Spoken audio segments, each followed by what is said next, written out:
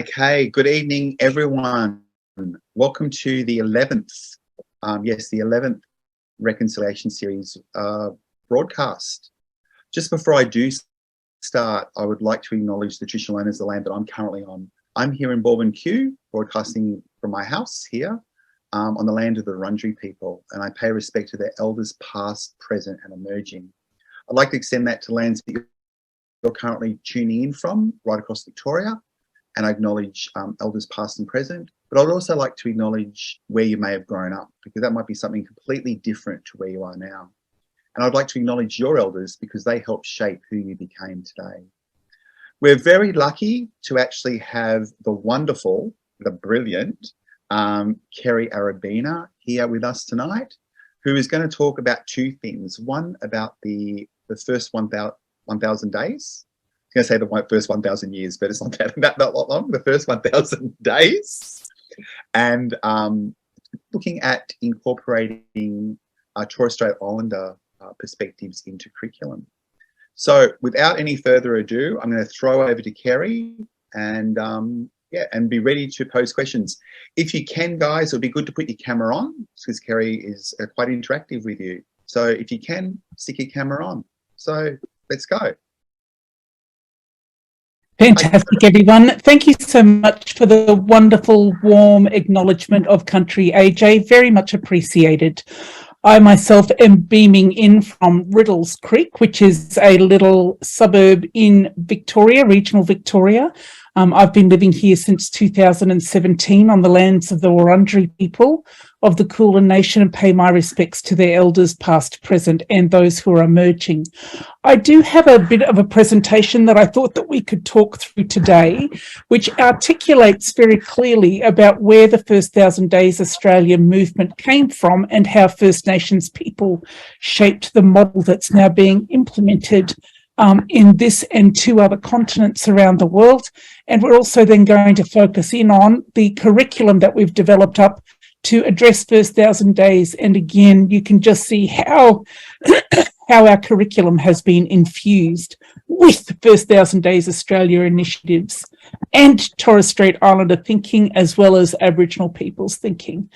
I myself have been am referred to in a policy or an administrative sense as a Torres Strait Islander who lives on the mainland, in that most of my family were relocated from the Torres Straits come the First World War, where many Torres Strait Islanders actually worked alongside our fellow Australian military in making sure that our northern border was safe and secure. And as a result of that, many of the civilians were shifted off Thursday Island down toward Cairns, Brisbane and Townsville. And where my family ended up being able to reside was in Cairns. And so my grandmother and father, even though she was born on Murray Island and my dad was born on Torres Straits, where I felt a deeper connection was actually in Cairns, which I still refer to as my home place. And you'll have to forgive my throat. I'm so very, very sorry, everyone, but my throat has just been really mucking up today with the heavy pollen load. I'm just not coping. So hopefully we will be able to get on and do some talking and sharing anyway. And forgive me, I'm just going to cough and splutter my way through some of this. So what I'm going to do now is share the screen with you. Hopefully you will all be able to see it just fine while I move a few things around, and I'll come to the slideshow. Thank you, everyone. So basically, First 1,000 Days Australia is part of an international movement which was shaped and given strength and momentum by First Nations people here in an Australian context. It started out as a research project through the University of Melbourne, but since 2018 has been an Indigenous business. There are a couple of reasons why I did this. The first is I've left university contexts to set up profit for purpose companies, and that is to take advantage of the Indigenous procurement policy targets that all of your organisations have. around contracting and working with Indigenous businesses to deliver on key elements of your projects, your processes, evaluation, curriculum development and the like. And also because I was terrified of leaving this particular initiative in the university's context, because once the funding is not able to be found for some of these heart projects, they end up being scaled down or wound back, and then the next new thing happens. So I really wanted to maintain the integrity of the First 1,000 Days Australia Council, who had a significant impact into what has now become a training course for many people, which is why I'm focusing in on the curriculum today. What we ended up doing in this piece of work, of course, is acknowledging traditional owners, elders and country. We believe that First 1,000 Days Australia work absolutely, ties us back into the ecosystems of which we're a part. We do this because First Nations peoples do not believe that we are born into a society. We're actually born into ecosystems, and we are a really innate part of those ecosystems. But that is why we really focus in on the Care for Country initiatives through our work. We also then acknowledge the 60,000 years of genius alive in all of First Nations peoples, particularly in an Australian context. And we do this because the narratives around First Nations peoples, families, parenting, sense of well-being is often framed by the deficit-laden discourses. And we're also getting a whole lot of our children hemorrhaging into the child protection system. So it is more likely that there will be more Aboriginal and Torres Strait Islander children sleeping under the roofs of houses that do not contain any of their biological families in them. And when we think about that, a lot of the child protection notifications are starting to happen in utero.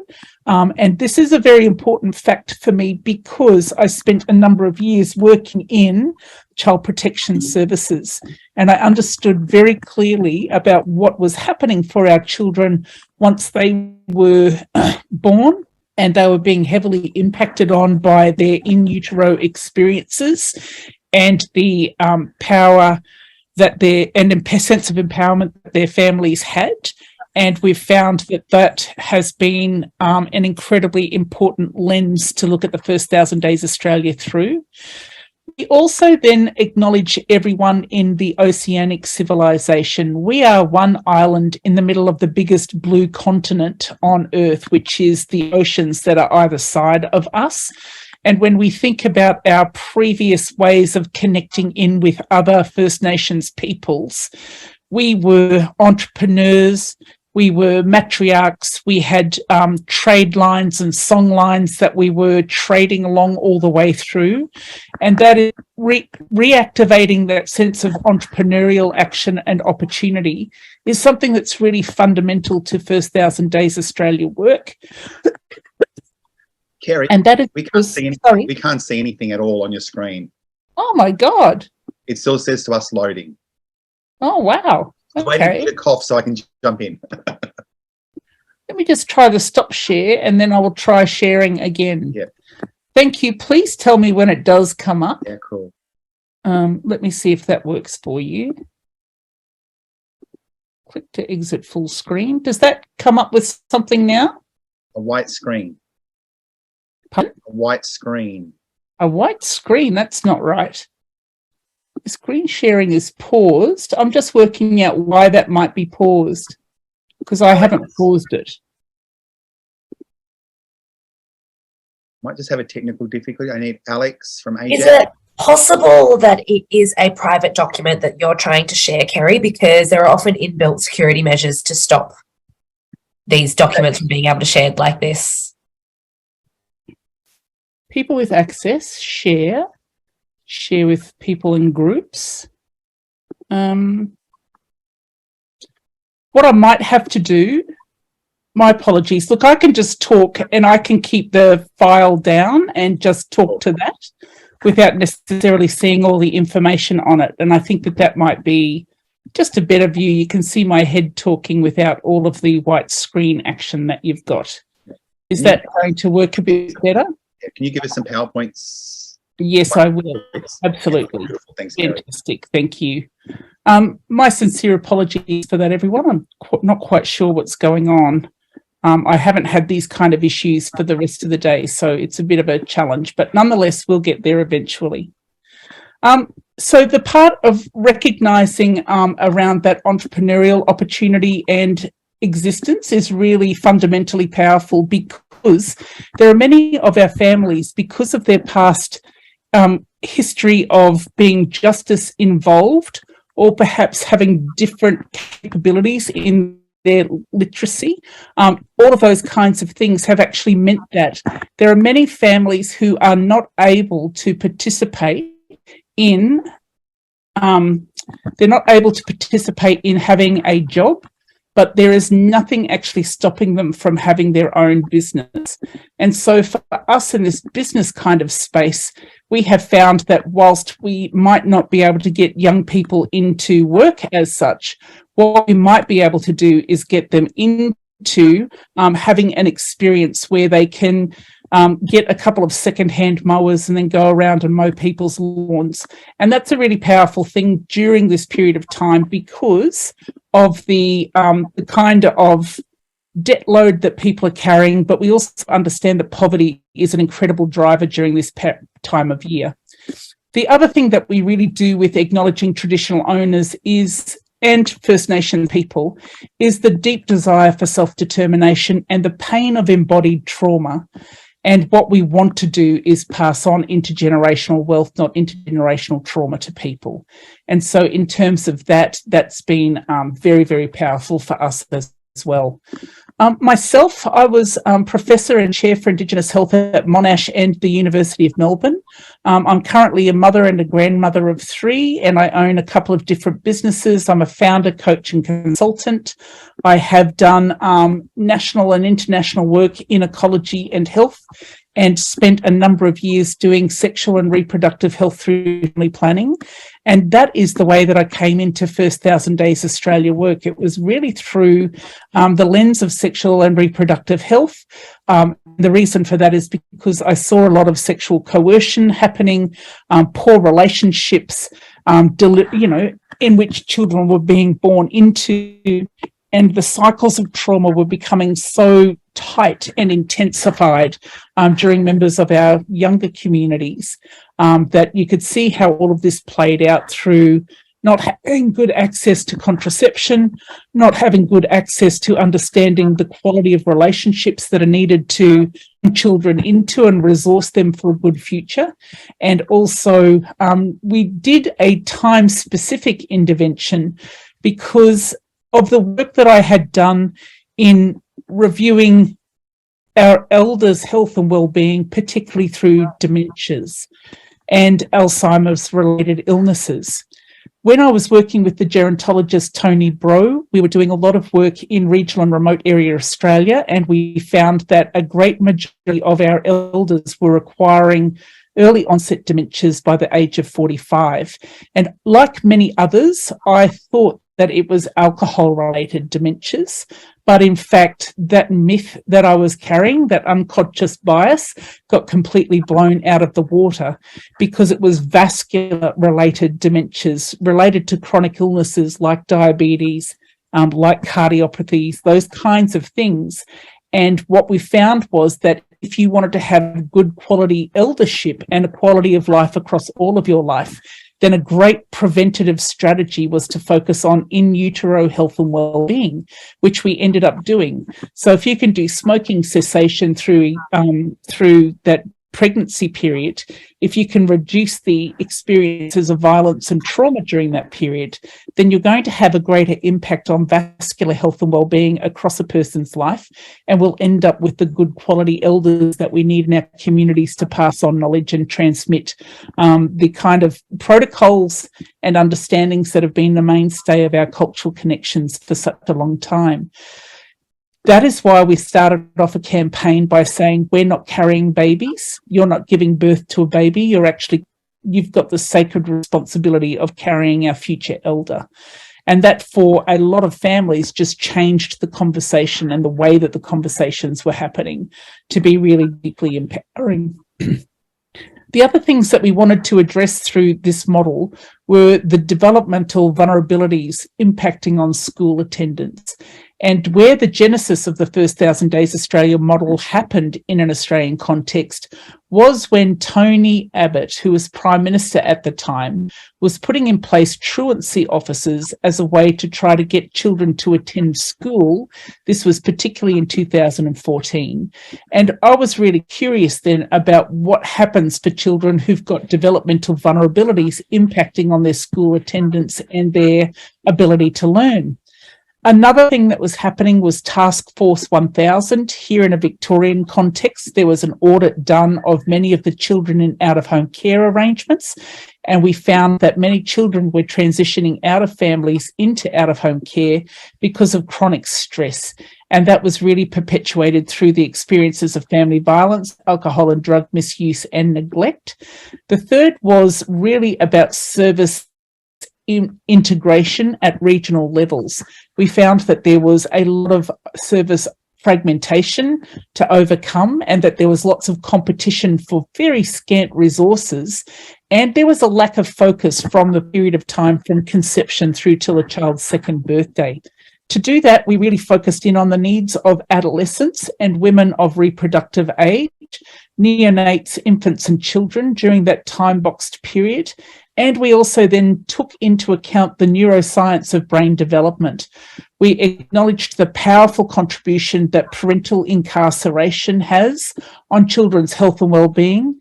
And we also then wanted to improve data collection, expand data linkage opportunities, and enable some of our organisations to really coordinate their actions and share best practice and facilitate greater understanding of family context on children's development through the first 1,000 days. And from 2014 through to now, what we've had is a series of funds from National Medical NHMRC.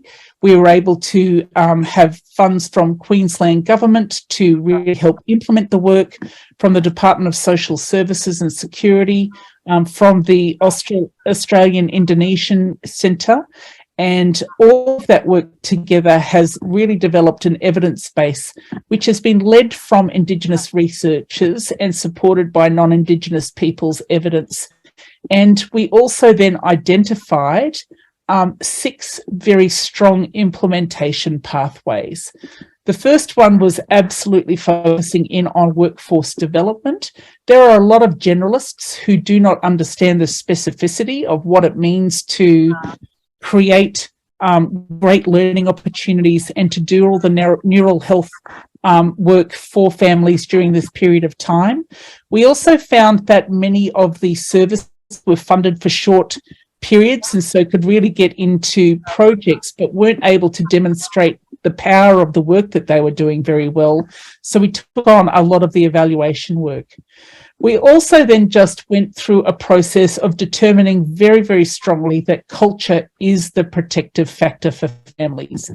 When families are immersed in culture and cultural activities, in cultural parenting, in cultural contexts, then the need for child protection happens within families, not external to families.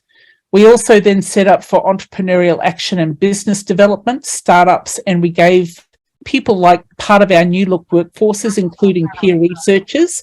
We got them ABN numbers, we did up references for them, and then we helped them transition into other work, which was an incredible empowerment process. And we also then involved community in co-design research strategies. And that was mostly achieved through an intervention, which is still being looked at by NHMRC, which takes into account the aspirations-focused household surveys. So we focused on the aspirations that parents had for themselves and for their children. And once those aspirations were acknowledged, we then hooked them up with life coaches and mentors. And we did this work in partnership with Aboriginal Housing Victoria, and we trained up some of their tenants to be the peer researchers, and the kind of outcomes that were able to be generated through that kind of approach were that 400 of the 600 goals that were nominated by all of those families were able to be achieved in a 4-month period, which is unbelievable.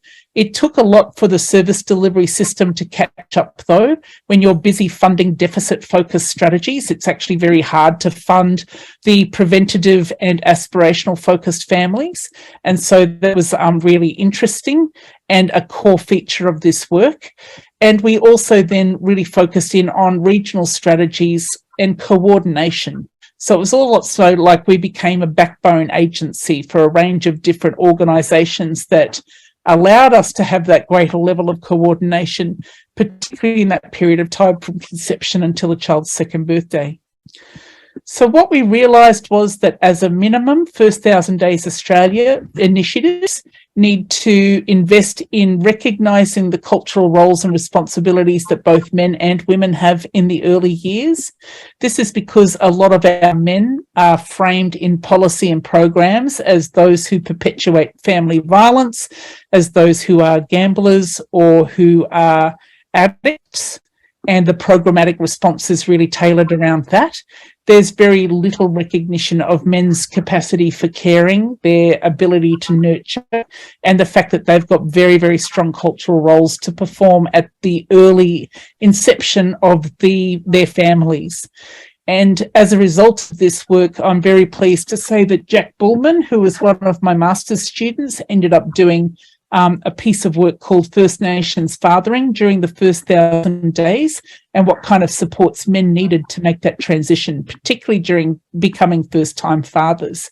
And we found that a lot of programmatic responses were delivered through a highly feminised workforce in things like mums and bubs programs, mums, maternal health and wellbeing, and that there actually wasn't much work going on with First Nations fathers around what that experience would be like for them.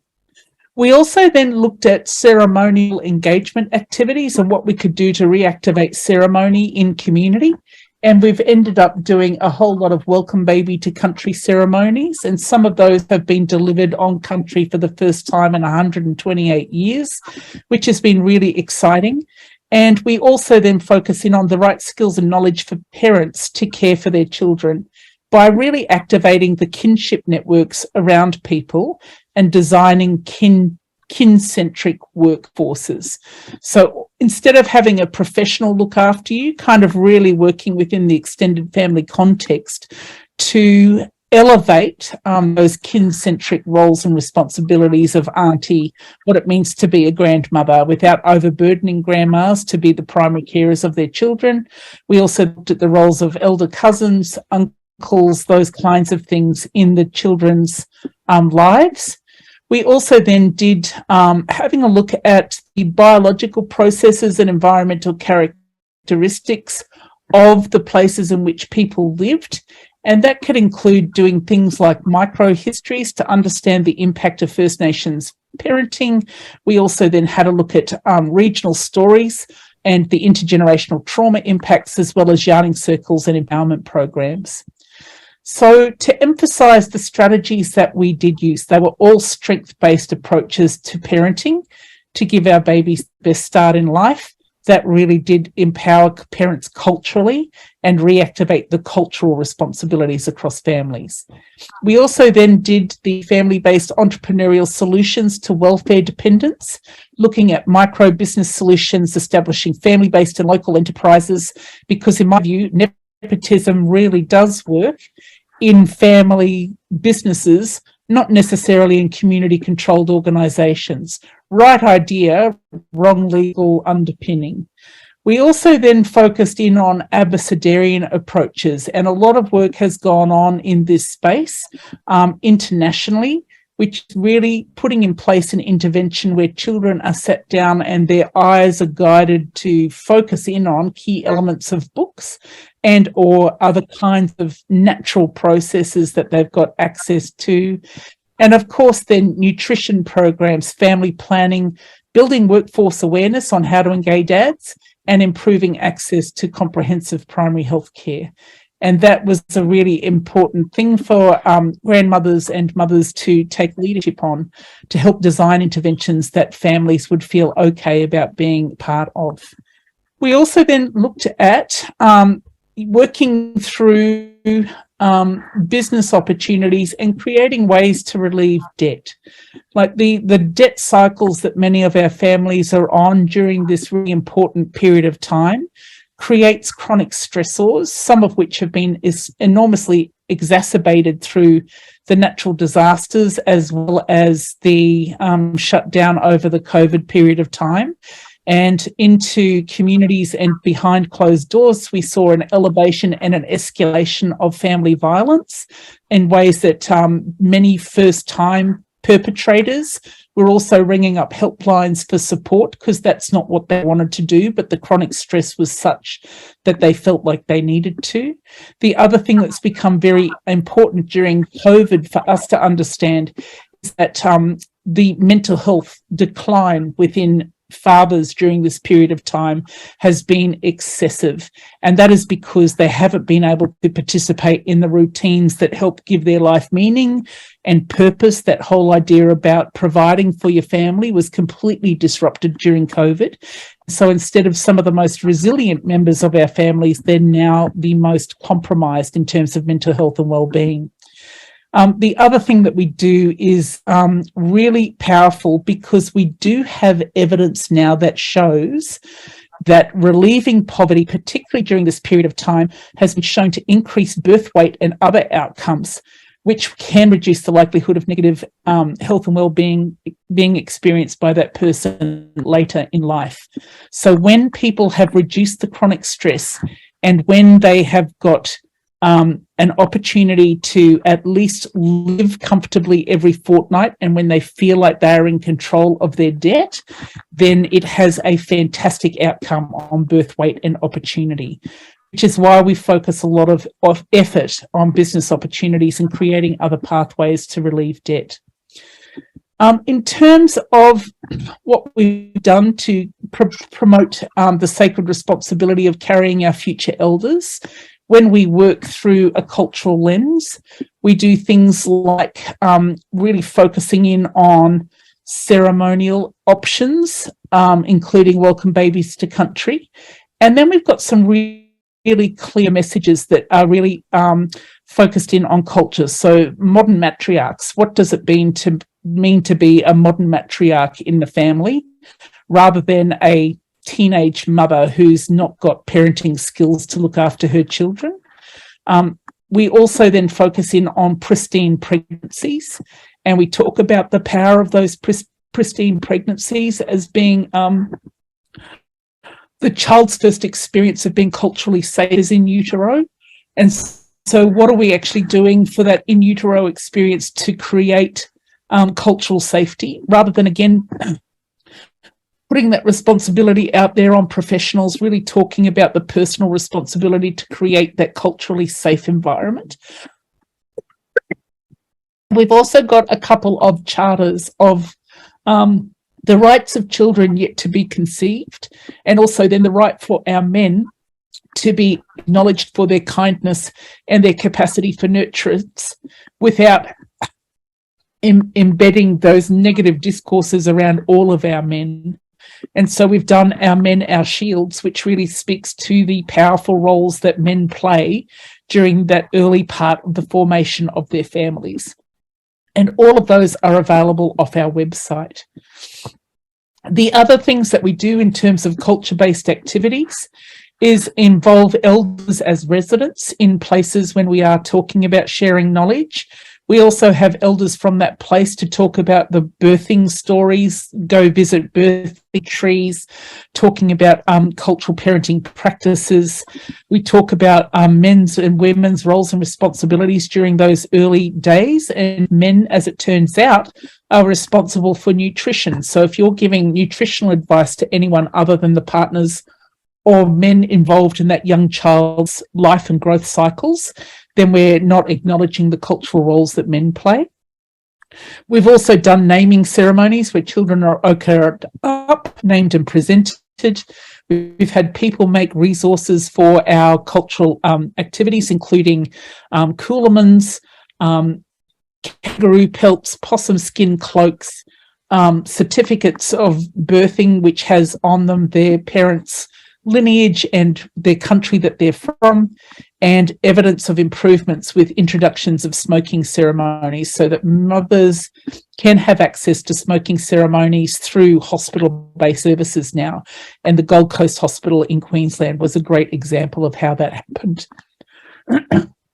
Because not many of our families have been asked about their aspirations, what we've also done in the curriculum that we've designed for our courses is to have embedded within a masterclass which teaches people to facilitate aspirations-focused activities, including household surveys, AHA workshops, which is about aspirations, hopes and ambitions on how to live, love, learn and leave a legacy.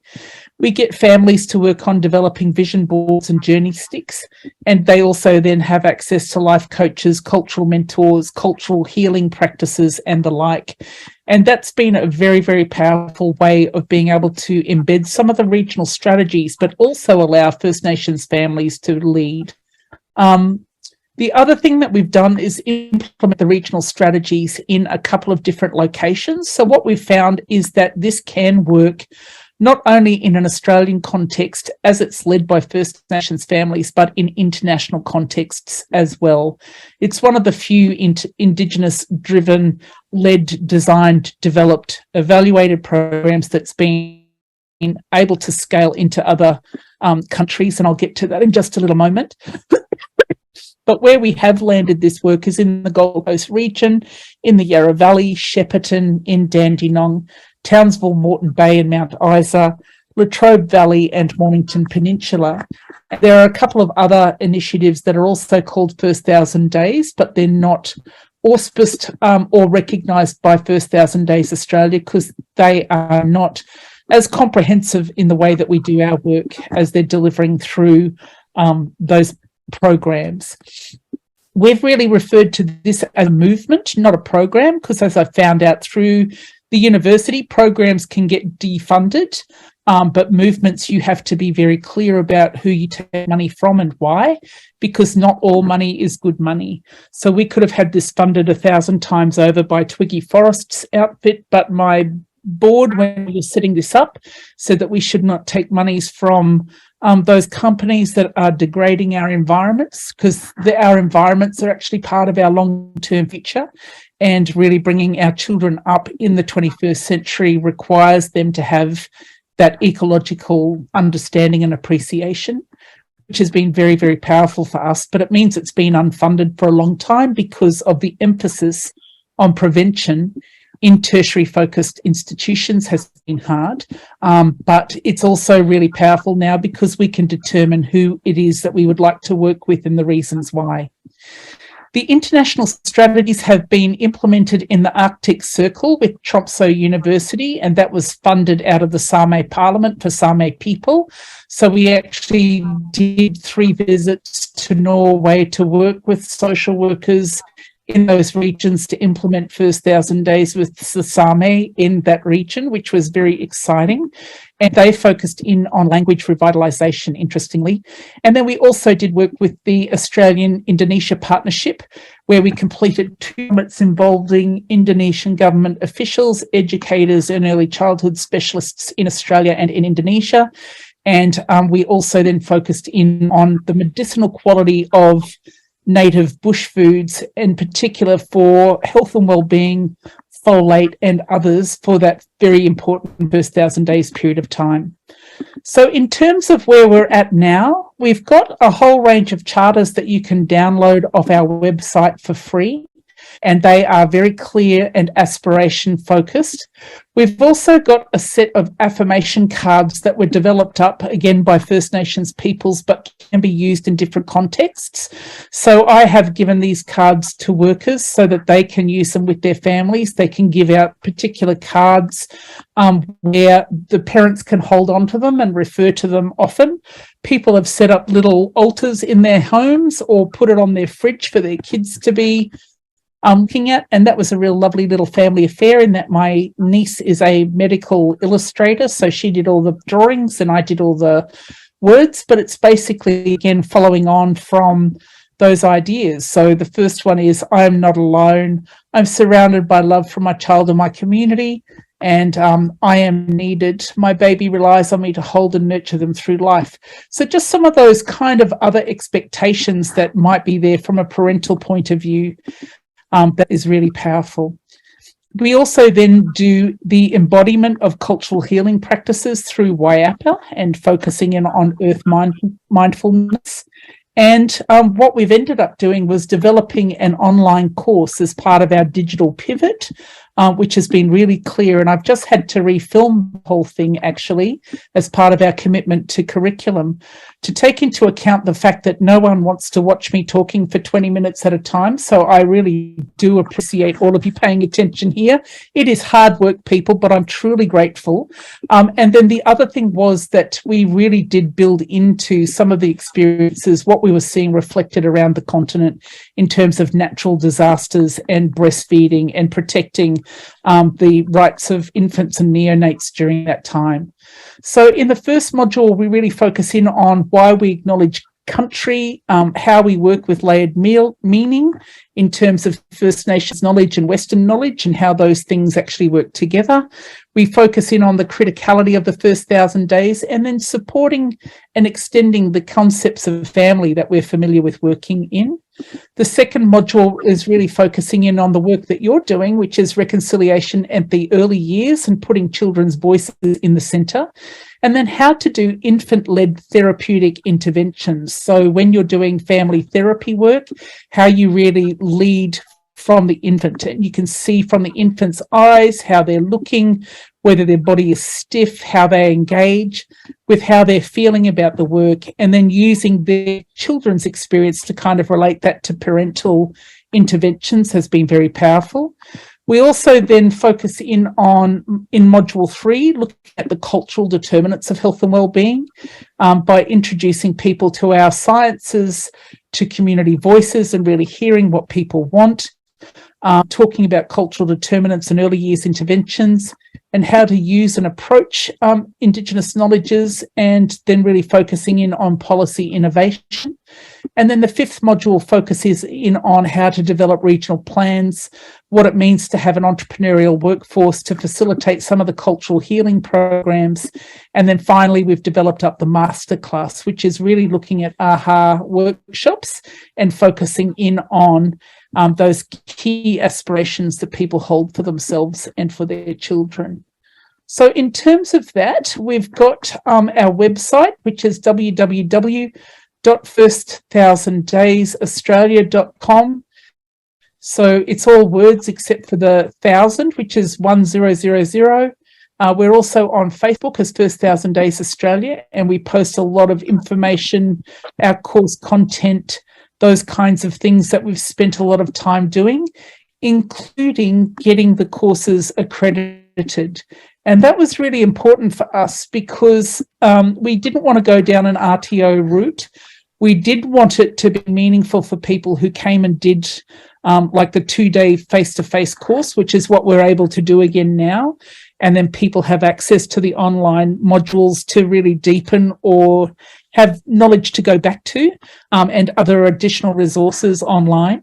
But we've been able to accredit it through CPD points, so continuing professional development points through a wide range of associations, professional bodies and the like.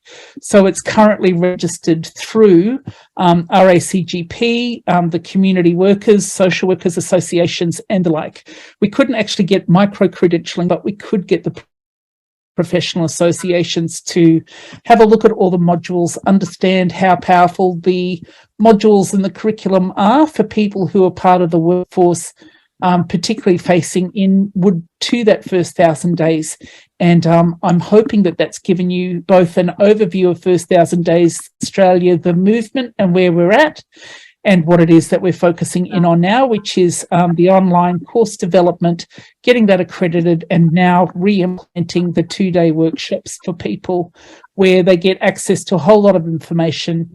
They've got a chance to really think about how they can embed cultural determinants of health and wellbeing in their work and activate some of those ceremonial observances that are very, very important for First Nations families. So, AJ, I will leave it there for now, and thank you so much, everyone, for your time. Really appreciate the fact that you can listen to what's coming up to 8 years worth of my life. It's really a very strong passion project that has taken me around Australia and the world, and I just couldn't be more proud of the efforts of everyone who's gone toward implementing and contributing toward our course and the actions that will keep our children safe and with their families at home. Thank you, everyone, for your time. Thank you, Kerry. You got time for questions? Absolutely. Yeah, cool. I just want to add first, as a maternal health nurse, for the first 1,000 years, I wish... Days. The first summer, 1,000 days, 1,000 years, the kid would be very old. The first 1,000 days, I wish that when I was doing my nursing in the 80s, that we actually had the first 1,000 days then. Yeah. It's really interesting that you say that, AJ, because I have done a lot of training for maternal nurses, and the kind of in-depth work that we get into, particularly around the neuroscience of development during that period of time, is not talked about. And the emphasis is on the biological carrying of children, so maternal health and wellbeing, rather than the cultural and familial contexts into which those children are born. And maternal nurses have a really important role to play during that period of time. So thank you for acknowledging that. Guys, any questions for Kerry while she's here? You guys have always got questions, I know.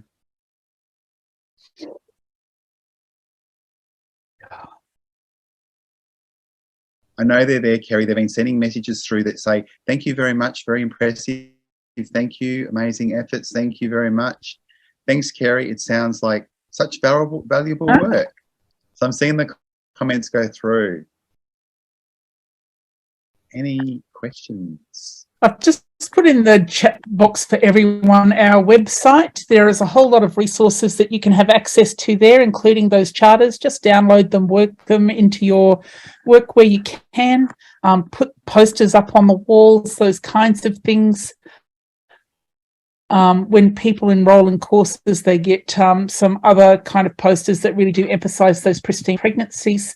You can have a look at the course online. I think we've got some flyers there about the kind of information that's currently available in those courses, and also then the different places that they're registered to. But you can join us on our Facebook page. I think we're doing some promotions as we get into the new year on the course content and sale of those courses. And I just wanted to be able to say that as an Indigenous business, I'm very, very clear that we are a profit for purpose company. So I'd love to be driving a Bentley or a Range Rover, but I'm just so not there yet. I think I'm going to be there for some time. So most of the profits that we use from this actually goes back into further community initiatives, including language revitalisation. So I've just started up a whole new brand. If any of you are tea drinkers, we've just made a whole brand of tea from Island Style, which is focusing in on the Torres Straits. And we're looking to revitalise endangered languages in the Torres, and also them to provide scholarships for Torres Strait Islanders to attend universities and the like. Being the first Torres Strait Islander professor, I think I have an obligation to continue people along that pathway. And so anything that comes into the organisation is used very powerfully, very, very powerfully indeed. So the affirmation cards are also available there. I think they're $11 a pack, and they are also really beautiful to have a look at and can be enormously comforting for people who are in deep need of something just to hold on to while they're going through a really hard time. And we found that the feedback that we're getting is really very beautiful. Oh, Kerry, we do have a question. How do you support separated and alienated parents to see each other's roles as vital to the child's well-being? Yep, that's really such a good question, because it's not only parents who themselves have separated from each other, but it's also about children who have been forcibly removed from their parents. And so usually what we've found is that institutional involvement is absolutely part of that relationship and becomes fundamental to that relationship. So often it's mediated through social workers or child protection agencies or the like. We're finding that the transference of power to out-of-home agencies that are community controlled are having a greater impact in this space. But one of the ways that we do work culturally is to have men's and women's groups, and they can be facilitated by Aboriginal and Torres Strait Islander men and women separately. A lot of the gendered roles and responsibilities were actually done separately when it comes to children's care and wellbeing, and that's part of the reason why we reactivate this kin-centric workforce. So reactivating all those cultural roles and responsibilities in extended family organisations, because as we're all going to find going into the 21st century, it will be more than ever powerful for villages to raise children. It will be increasingly difficult for two adults who've got compromised life experiences themselves, where they might not have the resources to parent well or even to have a relationship well.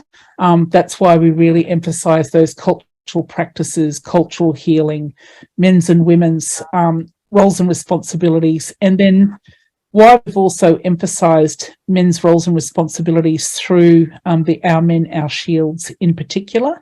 We've found that we've had to do lots of conversations with men and women around equity in a household, like what does it mean to take equal share in parenting? Fathers are not babysitting their kids when the wife goes out to go and do stuff. They're actually parenting.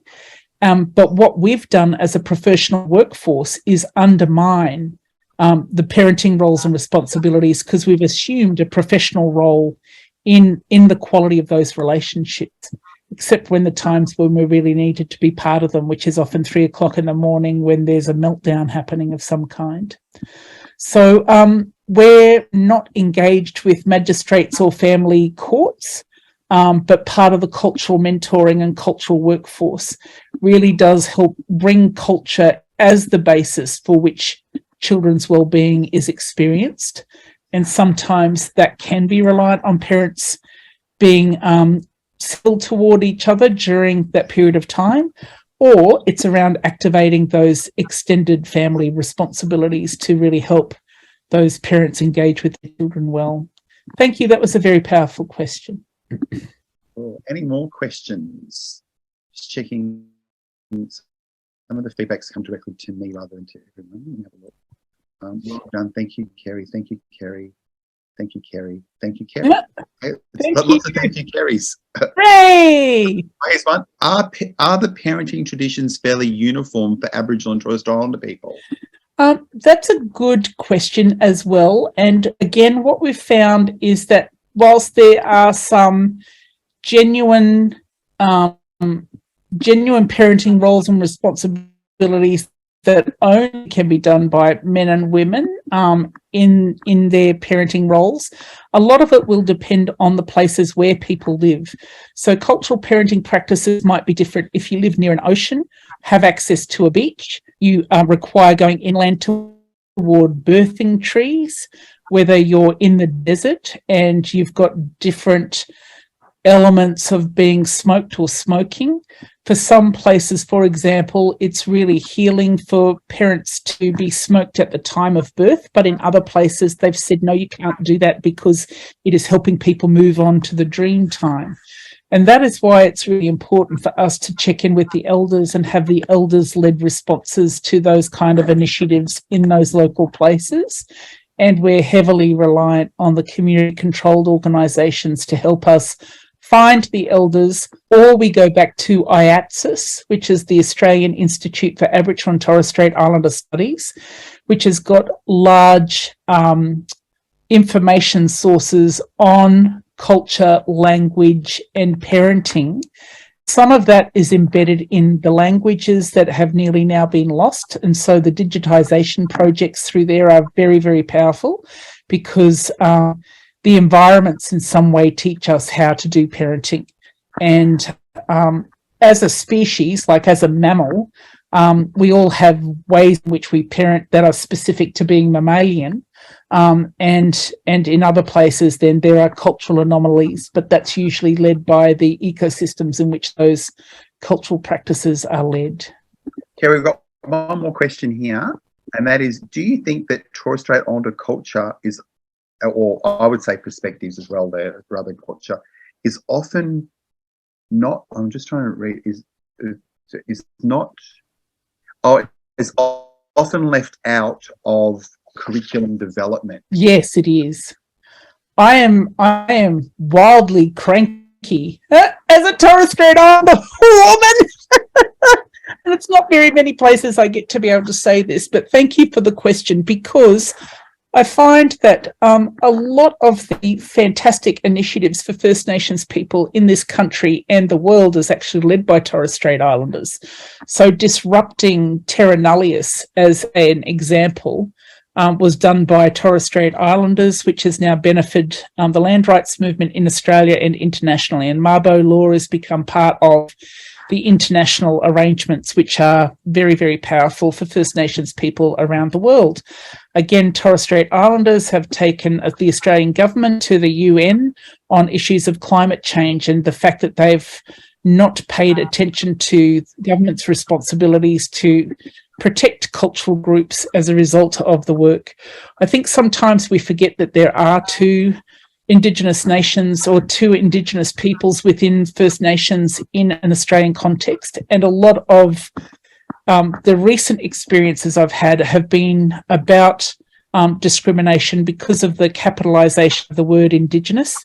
It loses the specificity of Torres Strait Islanders and of Aboriginal people. And so when we use Indigenous, for example, in the National Indigenous Australians Agency, there are very few ways in which I have an understanding of how Torres Strait Islanders are influential in that arrangement, in that we're not part of the executive, we're not brought into consultation groups and the like, but our lifeways are enormously powerful and were not subject to the kind of disruption that Aboriginal peoples experienced.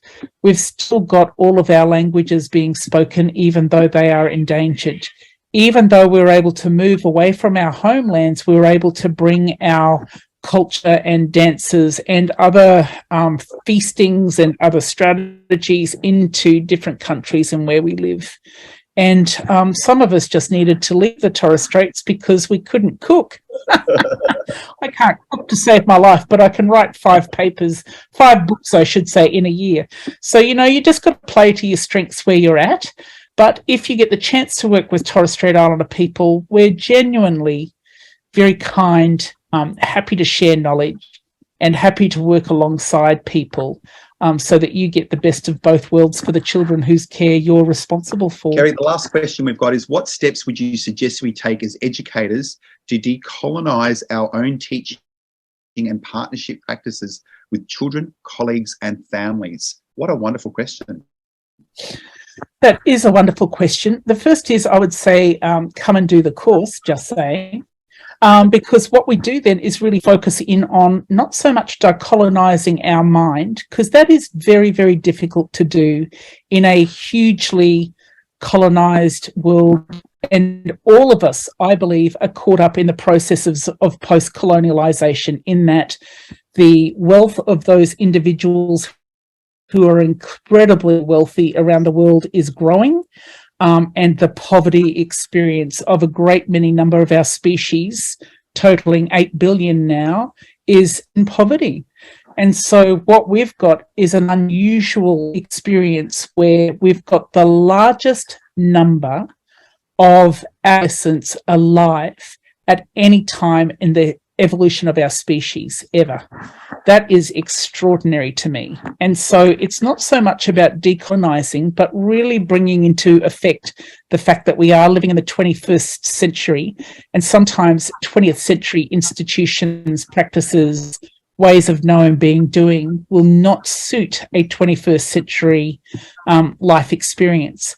And because of the environmental degradation, there will be more pandemics. There will be more uncertainty about weather patterns. The predictability will be less. And so what we've got to do, I think, is really find ways of living and teaching how to sit easily with uncertainty, because that's going to be the feature of everything going forward.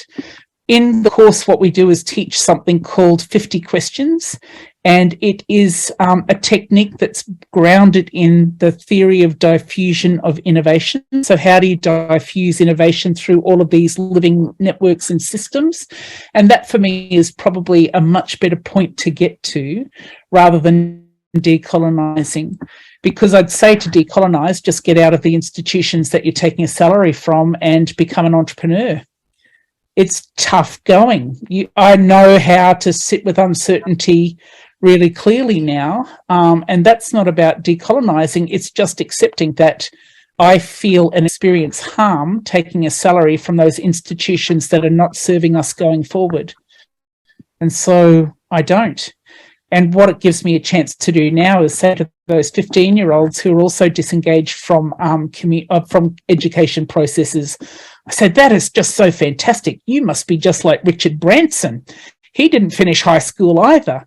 And I think for First Nations peoples, what we need to do is build a generation of entrepreneurs, entrepreneurial thinking and actors, rather than employees, because employees is very much a 20th century construct. Whereas being able to utilize Etsy, to be able to utilize TikTok, to be able to generate income from virtual and other worlds will be really interesting. I think more so than decolonization, what's going to happen is that we will see this digital divide start to happen among family members. And so the digital divide will mean that there will be digital insecurity in houses where you might have a payment plan, kids won't have access to iPads to do their homework on or to engage with, or we're getting a lot of children now that are getting screens in front of their faces. And what that's doing is carving particular neural pathways for them, and not actually having those real life engaged conversations. They're getting taught through a screen. And that for me is a much greater concern for all of us, as opposed to decolonization as such. Cool. Thanks, Kerry. It's come to the hour, or just over the hour. I do need to wrap it all up. I want to actually, I've known Kerry for many years, and I can listen to her talk about anything really, and it makes it sound so exciting. She's like the David Attenborough for me. On all childhood stuff. I could listen to it for hours. Well, I do have a PhD in environmental science, which is probably why you're picking up on a lot of the things, but there's very few social workers who've become environmental scientists. But that is absolutely because I can see that environment is going to be a fundamental element of what it is that we need to educate going forward. And I do believe that there are a lot of First Nations and Western science knowledges that can be really powerful in that time. But how do we tune into them as parents? How do we tune into them as educators? How do we bring those experiences into our own homes? And that, I think, is the big challenge. So thank you, everyone. Thanks, you, Llewellyn. Great question. Guys, good if you could take your microphones off for 1 minute and to give Kerry a round of applause that she can actually hear, that would be really good. Thank you, everyone. Thank you so much. Okay. Thank you. Hey, guys, just before you all go, just let you know the final reconciliation series seminar is brought forward a little bit, so it's on the 6th of December. It is our final one. It is an hour and a half. We have got Ani Dai coming in to do Welcome to Country. We've got Carissa, who sings in language. We have got Shirley Hood doing a comedy around reconciliation.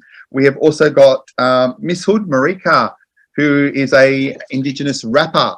We've got it all as our final and a special preview of Seminar 2 series and the Seminar 3 series that is coming out next year. We've already got the previews, which is telling you that we've been really busy here at AGECS recording stuff. I know we've got Sarah there, and we have got Sandra there, just wave. Marie was around, I think we've missed her.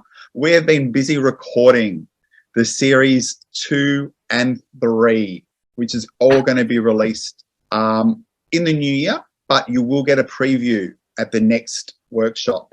Tell all your friends, tell all your colleagues, come, because it is going to be great. As I said, we've got an hour and a half full of entertainment.